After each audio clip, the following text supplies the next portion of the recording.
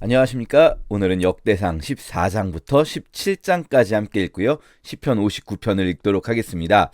오늘 보실 부분 14, 15, 16, 17장 한 장씩 보면 14장에서는 다윗이 다윗성 예루살렘을 건축하고 다윗이 예루살렘을 건축했더니 블레셋 사람들이 쳐들어왔던 이야기가 있고요.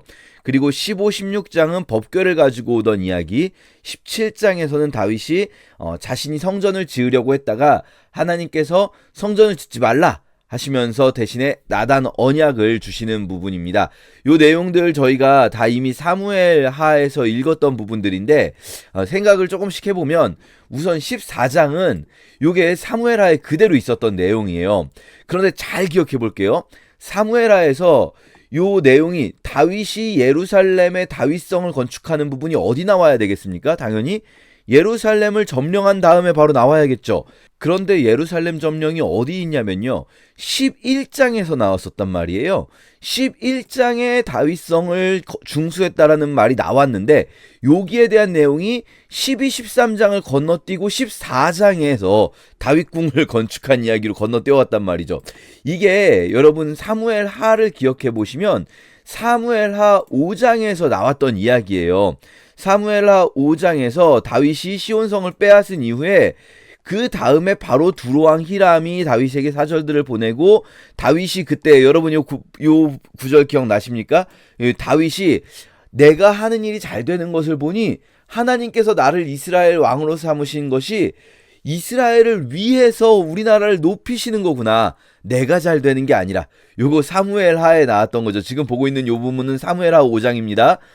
이거 말씀드리면서 우리는 이렇게 잘 되면은 내가 잘해서 잘 됐다라고 생각하지 하나님께서 또 나를 위해서 잘해주셨다라고 생각을 하지 하나님께서 나를 그냥 쓰시는구나. 하나님께서 이 일을 위해서 날 쓰시는구나. 이렇게 생각 잘 안 하는데 다윗은 그렇다라고 말씀드렸었잖아요. 자, 지금 사무엘하 5장에서는 예루살렘 정복에 이어서 바로 요 내용이 그대로 나옵니다. 그러면서 다윗이 예루살렘에서 낳은 자녀들 이렇게 나오는데 여기서도 보세요. 이렇게 다윗이 이것을 알았더라 한 다음에 헤브론에서 올라온 후에 예루살렘에서 아들과 딸을 낳았다 나오죠. 오늘 본문 다시 볼게요. 역대상 14장에 보시면 똑같습니다. 본문이. 그쵸? 아까 방금 읽었던 사무엘하 5장과 똑같죠? 그런데 여기서는 헤브론에서 올라온 후에라는 말이 없어요. 그냥 바로 예루살렘에서 다윗이 아들들과 딸들을 낳았다 하면서 사실상 이 14장은요. 사무엘하 5장 후반부하고 동일합니다. 완전히 똑같거든요. 거의. 자, 그러면 우리가 생각해야 될 건 우선 이거예요. 왜 순서가 이렇게 바뀌었지라는 겁니다. 무슨 말이냐면 원래 역사 순서대로라면 예루살렘을 정복하고 그 다음에 다윗성을 건축한 이야기가 사무엘하 순서대로는 그게 원래 순서인데 사무엘하는 그게 논리적으로 자연스럽잖아요. 다윗성을 정복했다, 예루살렘을 정복했다, 그 다음에 다윗성을 건축했다. 그리고 나서 사무엘하 5장에 그 내용 나오고 그때 블레셋과의 전투도 있고 6장에서 법궤를 가지고 왔다라는 이야기가 나오죠. 그런데 역대기는 법궤를 가지고 오는 이야기가 13장에 먼저 나와요. 법궤를 가지고 오다가 중간에 멈춰서 오베데돔의 집에다가 법궤를 잠시 모셔놓는 사건이 있고 그 다음에 다윗이 다윗성을 짓는 이야기가 나오고 그리고 블레셋과의 전투도 나오고 그 다음에 다시 법궤를 이어서 가지고 오게 된다. 오베데돔의 집에 있던 법궤를 가지고 오게 된다. 즉 사무엘 하의 구조상에서는 6장 한 장에 나오는 것이 13장, 15장, 16장에 이렇게 띄어져 있고 사무엘하 5장에 있던 것이 중간에 14장에 끼어 들어가 있다. 자, 요 순서는요. 우선 논리적으로 이야기한다면 이렇게 볼 수 있어요.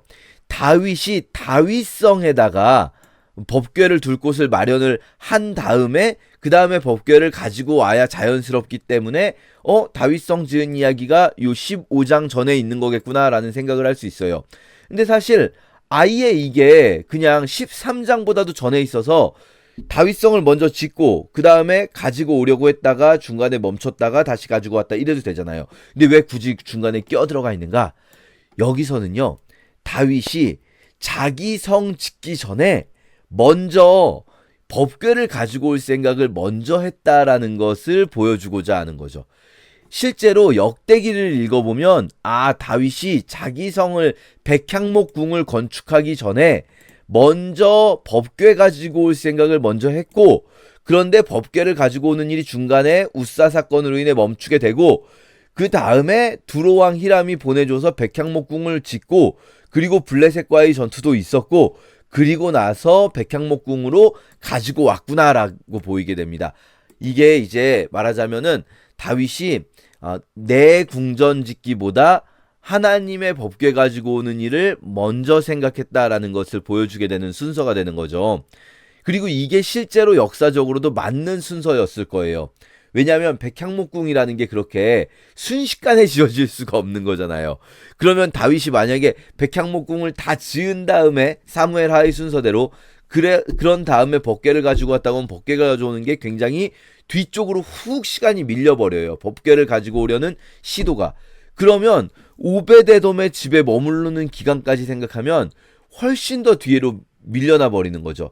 그러나 실제 시간은 이 역대기의 시간이 좀 더 맞지 않았을까, 오베데돔의 집에 조금 더 오래 기다려야 되지 않았을까라는 생각을 또 해보게 되고요. 그렇게 해서 사무엘하는 에피소드 하나하나의 논리적인 연결성을 중시해서 다윗성 에피소드를 하나에 묶고, 그리고 이 법궤 가져온 에피소드를 하나에 묶고, 이렇게 논리적인 연결성을 중시해서 에피소드의 순서를 잡았다면, 역대기는 실제 이 사건의 순서를 명확하게 기술함으로써 우리가 무엇에 더 우선순위를 두어야 되는가, 우리 삶의 순서가 중요하다라는 이야기를 하고 싶은 거죠. 우리 삶에서 하나님을 우리 삶의 주인으로 모시고 예배를 내 삶의 중심에 놓는 이 순서가 중요하다라는 것을 보여줍니다. 나머지 부분은 사실 역대상 14장이 이미 사무엘하 5장의 후반부와 거의 동일하기 때문에, 거의 완벽하게 동일하기 때문에 넘어가도 될 것 같습니다. 딱 한 구절 추가됩니다. 17절. 요 구절은 추가된 구절입니다. 역대기에서. 이 에스라의 평가라고 할 수 있죠. 이 구절은. 자, 그리고 15장에서 이제 법궤를 다시 가지고 오게 됩니다. 내가 궁전을 세웠고 궤둘 곳을 마련했으니까 이제 오베데돔의 집에 있던 법궤를 가지고 와야겠다라고 하는데, 이 부분이 15, 16장이 말씀드렸지만 이미 사무엘하에서는 그냥 6장 한 장에 들어있는 것을 굉장히 길게 늘려놓은 거예요. 근데 어떻게 길게 늘려놓았냐? 말씀드렸지만 에스라는 명단을 참 좋아합니다. 그래서 법궤를 맬 이 제사장들의 가문 명단이 막 이렇게 또 나와요. 제사장들, 레위인들의 가문 명단이 나오는데, 자, 우선 여기서 주목할 것은 사무엘하에서는 사실 요 내용이 자세히 안 나왔어요. 그 사무엘하 설명 드릴 때도 제가 역대기 보여드리면서 그래서 그때 하나님께서 치신 거다.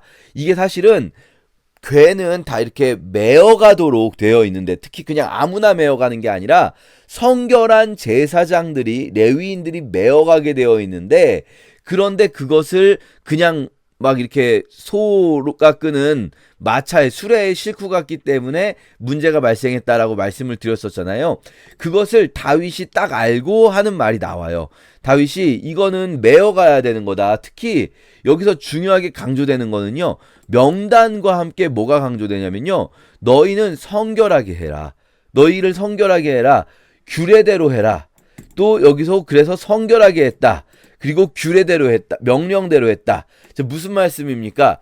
이 법궤를 가지고 오는 게요, 그 전에 수레에 싣고 올 때도 사실 마음은 있었어요. 마음은 그때도 막 찬양하고, 다윗은 막 열심히 찬양하고 수레를 뒤에서 끌면서 앞에서 막 찬양대가 노래를 하고 했었어요. 하지만 그러나 마음으로만 되는 게 아닌 거예요. 정말 이 감정, 또 마음이라고 표현됐지만 감정이라고 볼 수 있잖아요. 예배라는 것이 막 우리가 막 감정으로만 하나님께 막 진실한 막 노래를 드리는 것 같고 막 눈물 흘리며 또 때로는 기뻐 뛰며 찬양을 하고 그렇게 감정으로만 드려지는 게 아니라 우리가 예배의 준비가 돼야 된다는 거예요. 잘 보시면 15장은 준비거든요.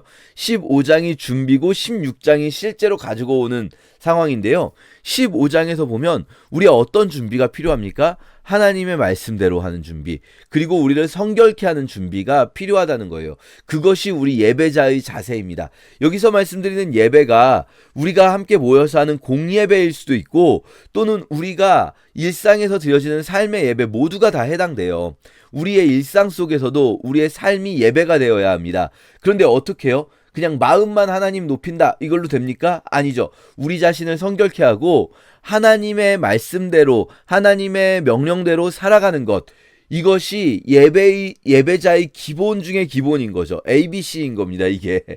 그러니까 여기서부터 출발해야 되는 거예요. 그래서 다윗이 길게 요 명령하신 대로 사람들을 세우는데, 잘 보시면 궤를 메어올 사람들, 이 기본적으로 궤를 섬길 사람들의 명단이 나온 다음에 그 다음에 누구의 명단이 나오는가를 잘 보셔야 돼요. 그 다음에 또 다시 명단이 나오는데, 이번에는 노래하는 자들의 명단이 길게 나옵니다. 말씀드렸죠.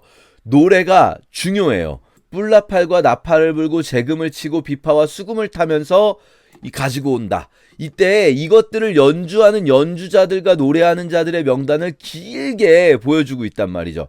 자, 이렇게 악기들이 총동원되는 겁니다. 막 어떤 분들은 교회에서 이 악기를 써도 되냐, 저 악기를 써도 되냐. 정말 웃기는 얘기는, 예전에 이제 4세기 이렇게 중세 시대를 거치면서는 악기 아무것도 안 쓰고 목소리로만 노래해야 진실한 노래다. 아니, 그럼 이런 구절들은 어떻게 되는 겁니까?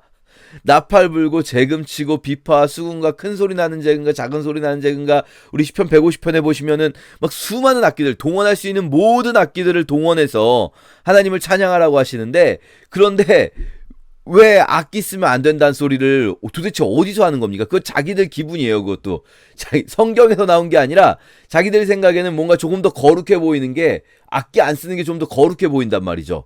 그냥 목소리로만 막 하는 것, 이 좀 더 뭐랄까요, 찬양의 어떤 막 감정적인 요소를 아예 배제하고 그냥 경건해 보이게만 만드는 것을 되게 거룩하다라고 착각하시는데, 여기 보면 악기들이 굉장히 많이 동원되지 않습니까? 사실 시편 150편 보면 이거보다도 훨씬 더 많이 동원되죠. 자, 그 말씀 드리려고 한 게 아니라 찬양이 중요하다, 우리 역대기에서는 찬양이 중요하다라는 말씀 드렸어요. 그러면서 29절은 축소됐어요. 오히려 사실은 이 미갈과 다윗 사이의 논쟁이 원래 사무엘하에서는 조금 더 길었거든요. 거기서 미갈이 뭐 당신 신복의 여종들 앞에서 몸을 드러내더니 수치스럽겠다, 그러니까 다윗이 네 아버지에게서 나라를 빼앗아서 하나님께서 나에게 주시지 않으셨냐, 막 이러면서 논쟁하는 장면이 길게 나왔었는데, 여기서는 사실 그 논쟁 장면이 길게 나오지 않아요. 다윗 집안 이야기, 이 부부싸움 이야기가 중요한 게 아니라, 여기서는 이 찬양의 이야기가 중요하고, 그리고 다만 미갈이 이 찬양을 업신여겼다, 요것만큼만 기록해 놓고 있는 거예요. 이 다윗과 미갈의 감정 싸움이 중요한 게 아니라, 그렇다 하더라도 찬양하는 자를 업신여긴 것, 요 사건만을 기록하고 있다. 자, 그런 다음에 16장에서 이제 법궤를 가지고 옵니다. 올라오는데 보세요. 번제와 화목제를 드리면서 제의를 강조하는 것처럼 보여요. 그런데 16장이요, 제의를 강조하는데 어떤 제의를 강조하는가? 이 법궤를 가지고 왔을 때 어떤 일이 일어나는가? 번제와 화목제 이야기의 본질. 그럼 번제와 화목제를 드리는 그 제사를 한 거예요. 이 제사에서 어떤 일이 있었는가? 뭐 야자 열매와 건포도를 나누어 주고 하는데 뭘 합니까? 여기서도 찬양이요. 이 내용이, 자 보세요. 찬양이 얼마나 길게 가는가? 아삽과 이 아삽, 헤만, 에단은 여두둔이라고 나오고요. 아삽, 헤만, 여두둔, 이 사람들의 명단이 쭉 나오면서 이 사람들이 노래하는 내용이 쭉 길게 나오는 거예요. 무슨 말이냐면요, 이 노래하는 내용이 쭉 길게 나온다는 것이 지금 이게 어떤 상황입니까? 번제와 화목제를 드리는 상황이잖아요. 올라가서 제사를 드리는 상황인데, 제사를 드리는 상황을 자세하게 설명한다고 하면 여러분, 우리가 생각할 땐 뭘 기록할 것 같습니까? 무슨 뭐 재물을 얼마나 많이 드리고, 이게 더 중요할 것 같잖아요. 역대기는요, 이 재물도 물론 길게 기록될 때가 있습니다. 제의를 자세히 설명할 때. 하지만 더 길게 기록하는 건 항상 찬양이에요. 찬양. 이 제사의 본질을 어디서 찾습니까? 재물이 아니라 찬양. 이게 말씀드렸다시피 우리가 하나님께 드릴 수 있는 가장 중요한 예배, 우리가 하나님께 드릴 수 있는 가장 중요한 것은요, 우리가 황소를 드리는 것보다, 황소도 드렸지만 황소를 드리는 것보다 우리 자신을 드리는 게 더 중요한데, 우리 자신이 어떻게 드려질 수 있습니까? 뭐 우리를 막 재단 위에 올려놓고 우리를 막 칼질할 건 아니잖아요. 우리를 어떻게 드립니까? 우리가 노래하는 거죠. 진실한 노래를 하나님께 드리는 것. 시편 69편에 보면은 우리가 이렇게 하나님께 노래하는 것, 찬양의 노래를 진실하게 올려드리는 것이 하나님께서는 황소를 드리는 것보다 기쁘게 받으십니다. 그래서 이 내용이 정말 이 제사를 설명하는 것 같은데, 그 제사의 내용에 있어서는 찬양하는 것을 길게 설명하고 있다. 아삽이 재금을 힘있게 쳤다. 막 아삽이 기타를 막 열심히 치는 거죠. 막 그러면서 이 제사장들이 노래를 부르고 나팔을 불고 감사하면서 이 감사 찬양의 가사가 길게 나오고 있습니다. 그러면서요, 이 감사 찬양의 가사가 무슨 내용이냐? 이 가사가 우리가 이런 사람들이었는데 우리를 이렇게 했으니까 노래해라. 이 찬양의 가사 자체가 노래하라, 찬양하라, 선포하라 라는 가사예요. 이 찬양은요, 그리고 여기서 또한 표현되는 것은, 찬양은 선포이기도 해요. 우리가 노래로 선포하는 것, 그 구원을 날마다 노래하는 것이 날마다 하나님의 그 구원을 선포하는 거예요. 그래서 이 찬양의 이유가, 앞에 우리가 노래하는 이유가 앞에 길게 나와요. 아브라함 때, 야곱 때, 우리에게 가나안 땅을 주실 때 우리는 객이 되었었고 이 민족에게서 저 민족에게로 유랑했지만 그러나 찬양하라 라는 거죠. 자, 보세요. 이 가사가 지금 시편에 있는 가사들을 가지고 온 건데요, 다윗의 시들을. 그런데 이 가사가 지금 이 역대기를 처음 듣는 에스라의 청중들에게 어떤 의미겠습니까? 에스라의 청중들이 바로 이런 사람들이에요. 여기저기 노예가 되었다가, 여기저기 종으로 끌려갔다가, 전쟁 포로가 되었다가 그곳들에서 살아 돌아온 사람들이에요. 그 사람들에게 하나님께서 이루신 그 일들, 너희를 그곳에서 지켜주신 일들을 노래하라. 너희가 날마다 노래할 수 있지 않냐? 날마다 그 구원을 선포할 수 있지 않냐? 그러면 그게 우리의 가장 중요한 제사다. 지금 에스라는 성전을 다시 지었어요. 에스라 시대에 성전이 다시 지어졌어요. 그럼 그 성전에서 우리가 해야 될 제일 중요한 일은 뭐겠습니까?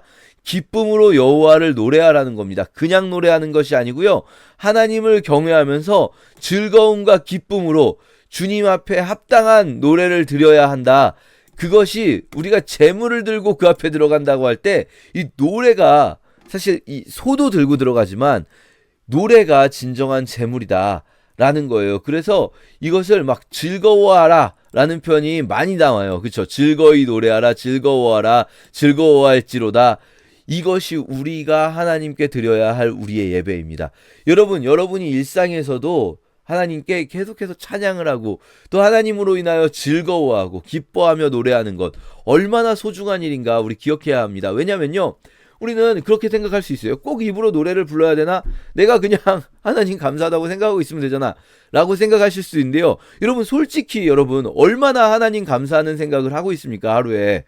하루를 사시면서, 일상을 살아가면서 얼마나 하나님께 감사하다라는 생각을 합니까? 우리 물론 그렇게 하시는 분들도 계실 수 있어요. 그런데요, 우리가 솔직히 일상이 바빠지면 그러기 어려워요. 일상이 바쁘지 않을 때는 그럴 수도 있어요. 여유가 있을 때는 그냥 뭐 노래 굳이 안 해도 항상 하나님 생각하고.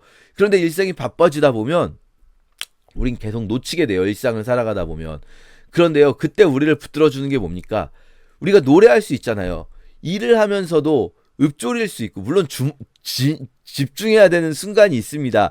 집중할 때 집중을 하더라도 우리가 일상의 많은 순간에 잠깐이라도 틈이 날 때, 짬이 날 때도 우리는 뭔가를 하면서도 얼마든지 하나님을 찬양할 수 있잖아요.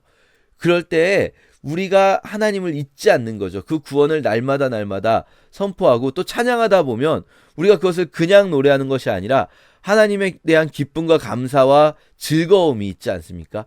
그러니까 모든 백성이 여호와를 찬양했습니다. 자, 이 모든 백성이 예배에 참여했다는 거예요. 예루살렘에서 드려지는 예배에. 자, 생각해 보세요. 예루살렘에 이 언약궤가 들어오는 순간을 언약궤가 다시 이스라엘로 복귀되고 그 장소가 예루살렘에 놓여지는 그 순간을 무려 이 3장을 할애해서 설명하고 있단 말이에요. 왜요? 에스라 시대에 예루살렘에 다시 무너졌던 성전이 세워지는 그 상황에서 이스라엘 백성에게 이 장면이 너무나 중요한 장면이고요. 이 장면에서 그러면 제사를 집례하는 이 제사장들이 뭐 이렇게 뭡니까? 소와 양을 잡는 제사장들만 중요하냐? 아니에요. 이 장면에서 제일 중요한 건 모든 백성이 같이 노래를 하고 있었다는 것. 이게 제일 중요하다라는 거예요. 자, 그렇게 16장이 있고요. 17장은 이제 요 장은 또다시 사무엘하를 그대로 가지고 옵니다. 사무엘하 7장이죠. 그러니까 사무엘하 5장, 6장, 7장 부분이 우리가 어제 오늘 보는 본문이 되는 거예요. 사무엘하 7장 본문을 그대로 가지고 와서 나단 언약 부분이 나옵니다. 나단 언약이 사무엘하 7장 거의 똑같이 나와 있어요. 요거 제가 힌트를 하나 드린다면 완전히 거의 동일한데 없어진 부분이 있다면 없어진 부분이 뭐가 없어지냐면 다윗의 이 씨 메시아죠. 다윗의 씨에게 다윗의 자손에게 영원한 하나님께서 영원한 왕조를 세우시고 영원한 그 나라를 세워 주시는데 그때 원래 사무엘하에는 요 부분에 뭐가 나오냐면요.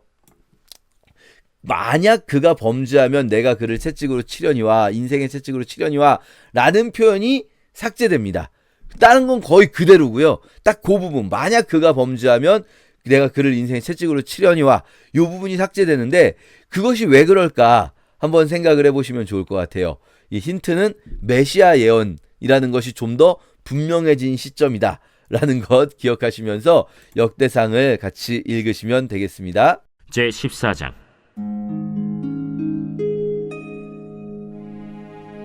두로왕 히람이 다윗에게 사신들과 백향목과 석수와 목수를 보내 그의 궁전을 건축하게 하였더라. 다윗이 여호와께서 자기를 이스라엘의 왕으로 삼으신 줄을 깨달았으니 이는 그의 백성 이스라엘을 위하여 그의 나라가 높이 들림을 받았음을 알미었더라.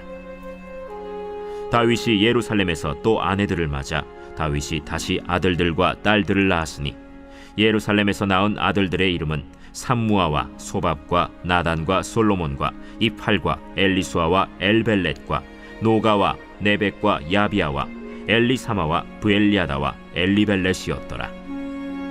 다윗이 기름 부음을 받아 온 이스라엘의 왕이 되었다 함을 블레셋 사람들이 듣고 모든 블레셋 사람들이 다윗을 찾으러 올라오매 다윗이 듣고 대항하러 나갔으나 블레셋 사람들이 이미 이르러 르바임 골짜기로 쳐들어온지라. 다윗이 하나님께 물어 이르되 내가 블레셋 사람을 치러 올라가리이까 주께서 그들을 내 손에 넘기시겠나이까.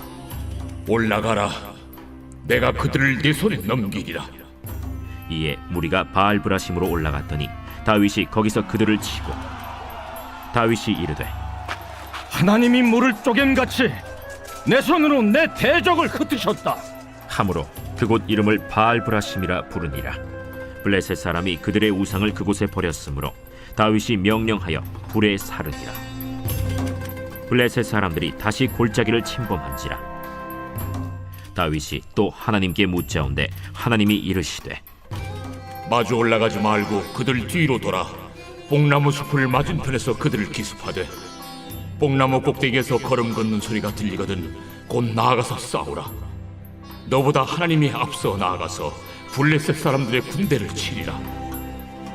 이에 다윗이 하나님의 명령대로 행하여 블레셋 사람들의 군대를 쳐서 기브온에서부터 게셀까지 이르렀더니 다윗의 명성이 온 세상에 퍼졌고 여호와께서 모든 이방 민족으로 그를 두려워하게 하셨더라.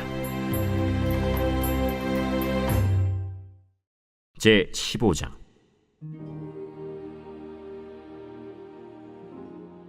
다윗이 다윗성에서 자기를 위하여 궁전을 세우고 또 하나님의 궤를 둘 곳을 마련하고 그것을 위하여 장막을 치고 다윗이 이르되 레위 사람 외에는 하나님의 궤를 맬 수 없나니 이는 여호와께서 그들을 택하사 여호와의 궤를 메고 영원히 그를 섬기게 하셨습니다.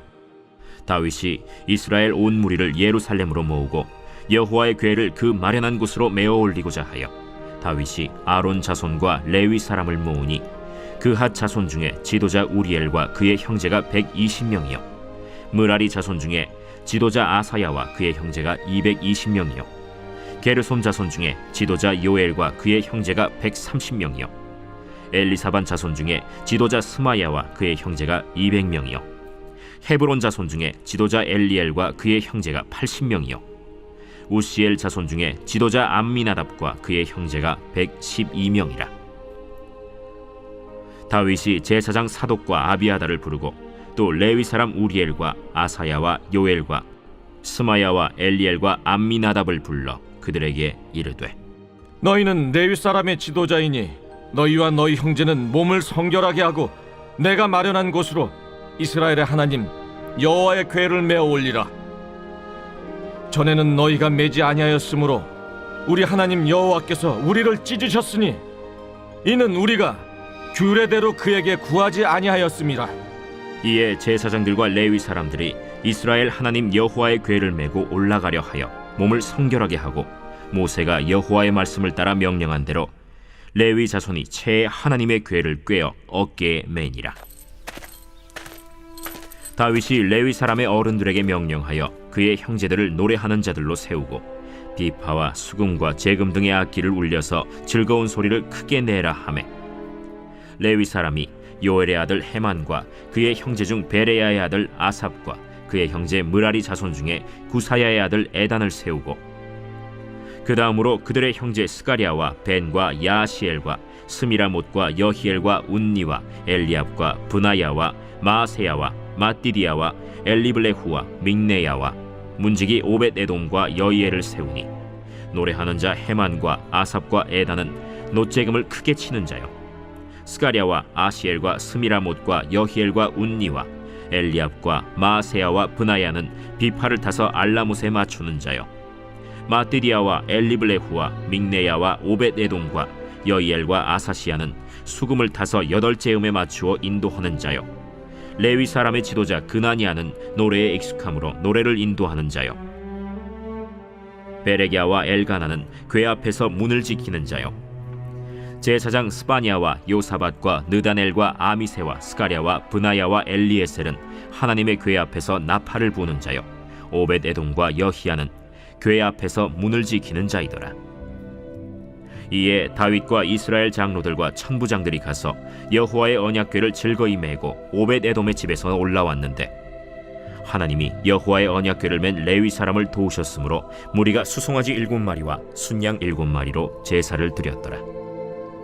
다윗과 및 궤를 맨 레위 사람과 노래하는 자와 그의 우두머리 그나니아와 모든 노래하는 자도 다 세마포 겉옷을 입었으며 다윗은 또 배 에봇을 입었고 이스라엘 무리는 크게 부르며 뿔나팔과 나팔을 불며 재금을 치며 비파와 수금을 힘있게 타며 여호와의 언약궤를 메어 올렸더라. 여호와의 언약궤가 다윗 성으로 들어올 때 사울의 딸 미갈이 창으로 내다보다가 다윗 왕이 춤추며 뛰노는 것을 보고 그 마음에 업신여겼더라. 제 16장.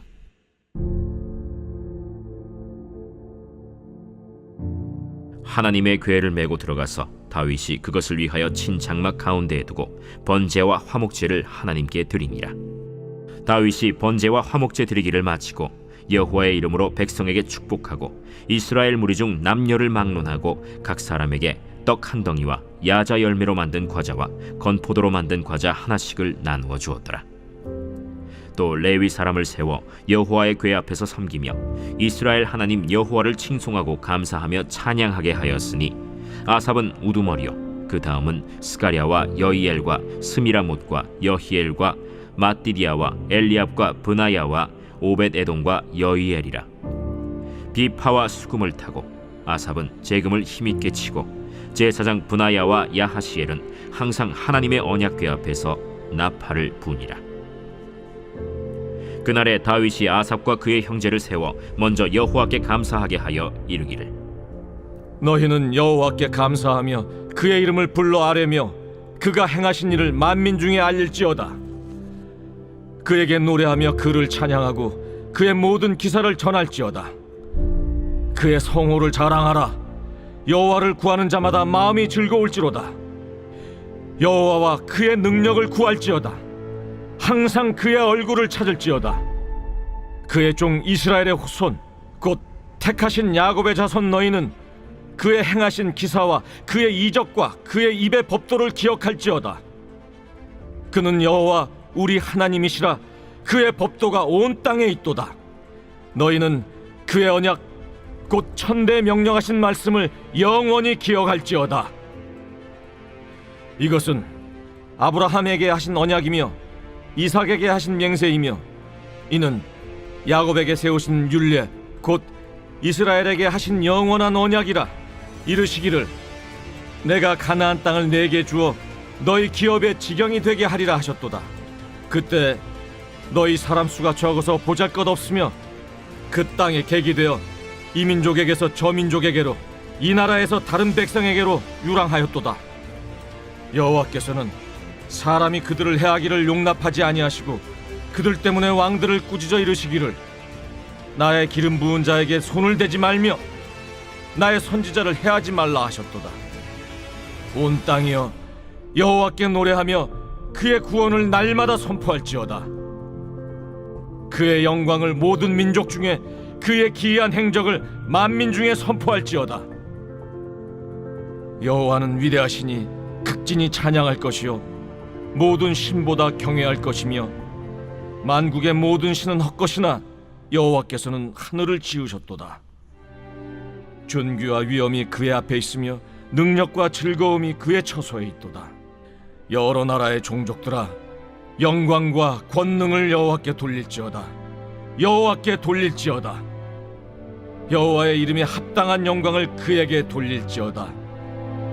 제물을 들고 그 앞에 들어갈지어다. 아름답고 거룩한 것으로 여호와께 경배할지어다. 온 땅이여 그 앞에서 떨지어다. 세계가 굳게 서고 흔들리지 아니하는도다. 하늘은 기뻐하고 땅은 즐거워하며 모든 나라 중에서는 이르기를 여호와께서 통치하신다 할지로다. 바다와 거기 충만한 것이 외치며 밭과 그 가운데 모든 것은 즐거워할지로다. 그리할 때 숲속의 나무들이 여호와 앞에서 즐거이 노래하리니 주께서 땅을 심판하러 오실 것이미로다. 여호와께 감사하라. 그는 선하시며 그의 인자하심이 영원함이로다.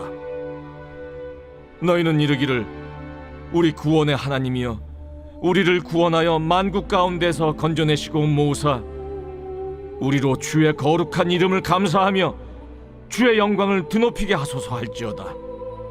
여호와 이스라엘의 하나님을 영원부터 영원까지 송축할지로다. 하매 모든 백성이 아멘 하고 여호와를 찬양하였더라.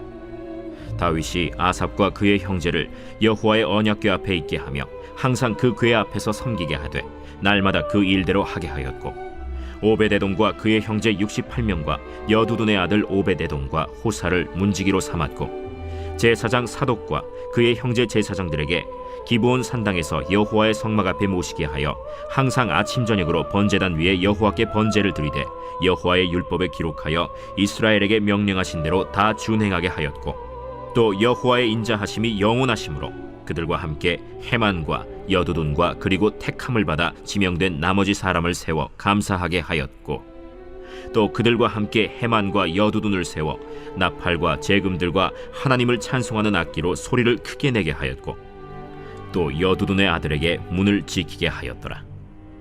이에 뭇 백성은 각각 그 집으로 돌아가고 다윗도 자기 집을 위하여 축복하려고 돌아갔더라.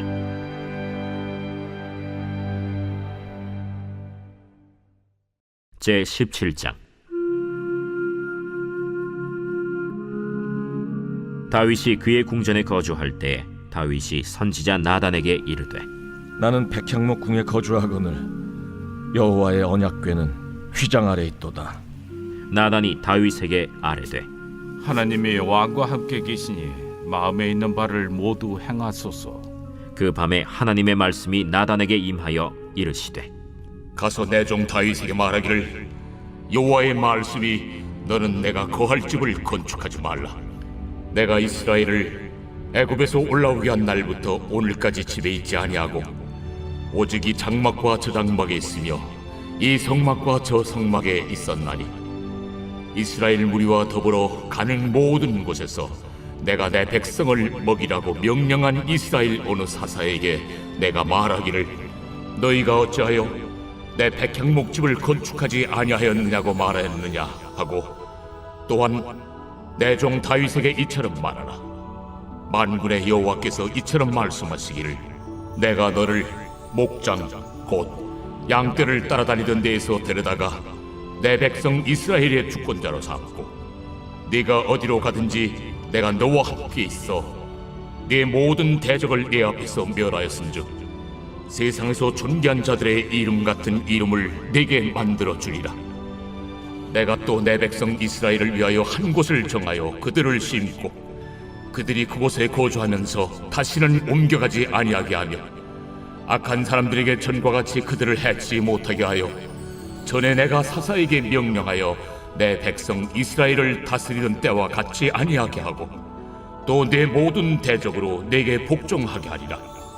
또 내게 이르노니 여호와가 너를 위하여 한 왕조를 세울지라. 내 생명의 연한이 차서 네가 조상들에게로 돌아가면 내가 네 뒤에 넷씩 곧 내 아들 중 하나를 세우고 그 나라를 견고하게 하리니 그는 나를 위하여 집을 건축할 것이요 나는 그의 왕위를 영원히 견고하게 하리라. 나는 그의 아버지가 되고 그는 나의 아들이 되리니 나의 인자를 그에게서 빼앗지 아니하기를 내가 내 전에 있던 자에게서 빼앗음과 같이 하지 아니할 것이며 내가 영원히 그를 내 집과 내 나라에 세우리니 그의 왕위가 영원히 견고하리라 하셨다 하라. 나단이 이 모든 말씀과 이 모든 계시대로 다윗에게 전하니라. 다윗 왕이 여호와 앞에 들어가 앉아서 이르되 여호와 하나님이여, 나는 누구이오며 내 집은 무엇이기에 나에게 이에 이르게 하셨나이까? 하나님이여, 주께서 이것을 오히려 작게 여기시고 또 종의 집에 대하여 먼 장래까지 말씀하셨사오니 여호와 하나님이여, 나를 존귀한 자들같이 여기셨나이다.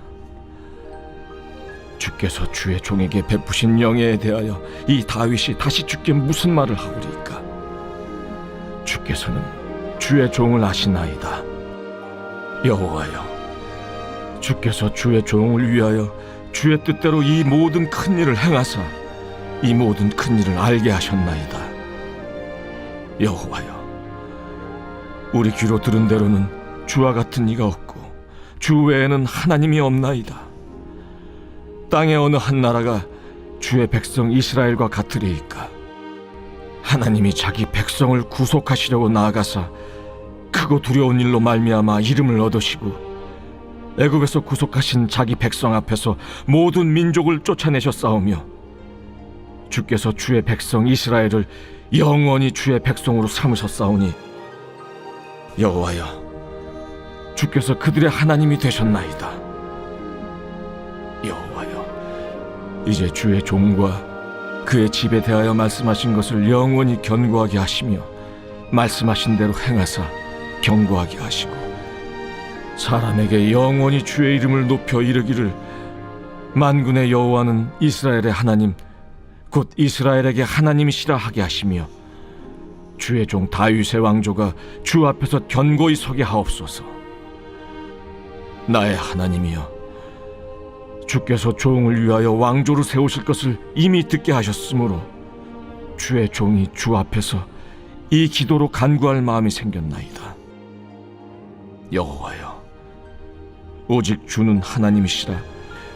주께서 이 좋은 것으로 주의 종에게 허락하시고 이제 주께서 종의 왕조의 복을 주사 주 앞에 영원히 두시기를 기뻐하시나이다.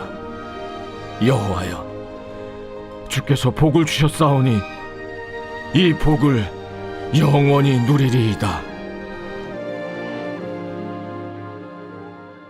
제59편 다윗의 믹담시 인도자를 따라 알다스에세 맞춘 노래.